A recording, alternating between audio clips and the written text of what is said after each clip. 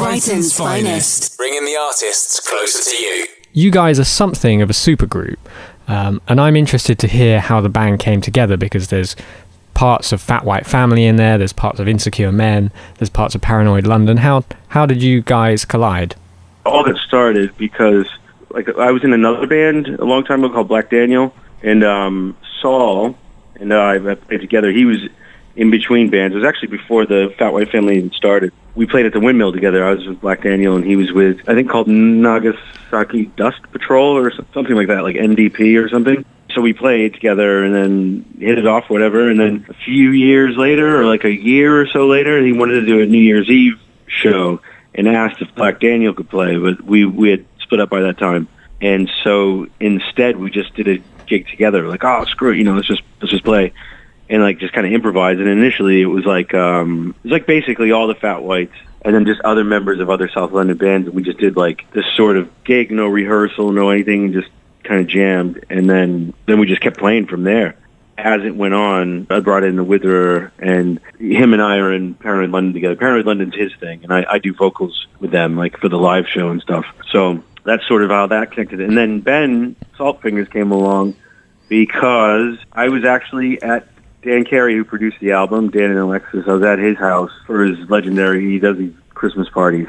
And Ben was actually just jamming on a bass, and we were like, oh, it was just so good. So we asked him to join, and then that's that. Probably longer than what you needed to hear, but... No, that's perfect. That's the exact way it all came together, yeah. We were having a ton of fun and just kept doing loads of improvised stuff and doing it that way. And we just kept playing gigs while everyone else was doing other things. So this was a fun, a sort of just do whatever you want that's turned into more than that now. Mm-hmm. So. There is a definite do what you want feel, and it certainly gives you space to experiment in ways that your other projects don't necessarily. So what is it about this particular group of people that enables you to explore the new ground? I don't know. I think everyone just sort of... It's weird because it's kind of changing now with this album. This album's become more structured and everything else.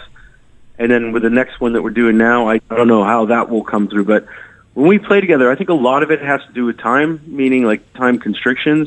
It's like when we recorded Whale City, we had 3 days to do it.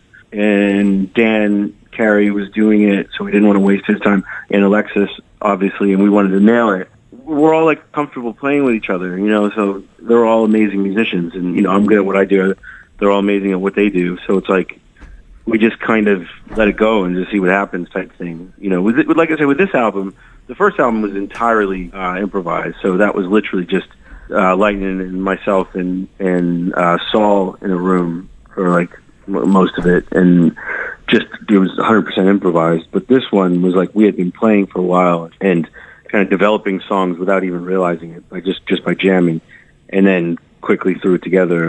What I'm trying to say is basically we all kind of trust each other to just do whatever happens, and no one really says too much oh no, that's not right or that's not right. You know what I mean? We just throw it together and let it happen. And I think some of that has to do with time constraints, but mostly just because we all sort of gel when we play together. They're just really good at what they do as well.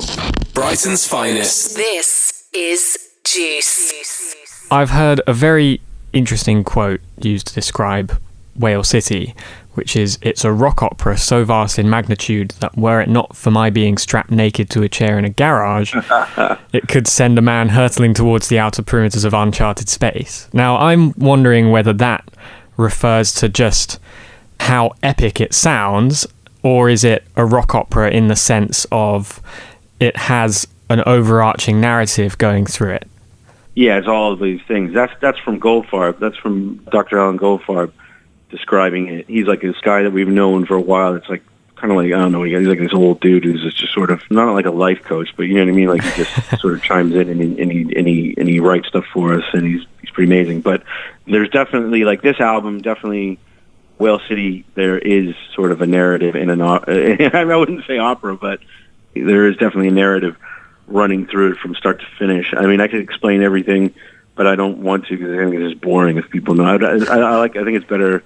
That's kind of cliche, I know, but it's just nice when people make up their own sort of opinions on it. But there is definitely, an ongoing story from start to finish, a period of whatever that is, that part of their life. Okay, so it's full of characters and you know, this whole sort of mythology, characters with names like Whale Jimmy, Ice Cream Keith, Disco Minnie. How do you come up with some of this stuff?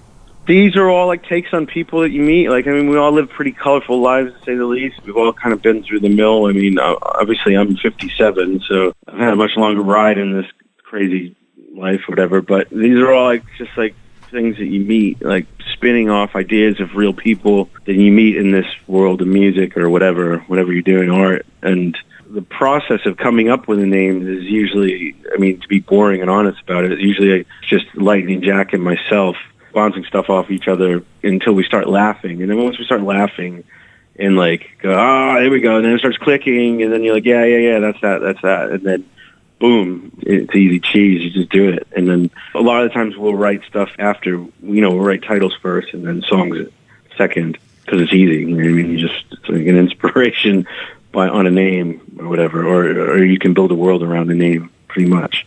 Interesting. You're performing in Patterns on the 9th of June in Brighton. Since it's quite a conceptual album, how do you bring that to the live stage? Do you perform it in order, or do you have a stage show that somehow demonstrates what the album's about? No, because the thing is, when we play live, we try to keep to the original way that it was, and keep things not loose, as in not sounding tight. I mean, we're all playing tight and we're all rehearsed and everything like that, like to a degree. But like we might still do like a little improv here or there. You know what I mean? We might make up some new songs on the spot. Might do that. But like we just play the hits, man. Like I don't know what we call it. It's not like, okay, we're going to do Whale City, because for one, the time constraints as well. They want us to play for like for too long in these places, and the album's not that long. So it's like we play a lot of songs from our first album as well, and just keep it moving, you know. Like, but there's nothing sort of like, we might change it up each day. I don't know, like when we play, but you'll hear all the songs. We play pretty much every song off the new album, Whale City, and we play a lot of the Uncle Sleepover, The Salamander, Lady Eggs, Gold Teeth, and stuff from the first album. So it's like, it's pretty full on. We just keep the energy level. That's the most important thing for us, really. This is Brighton's Finest. Bringing the artists closer to you.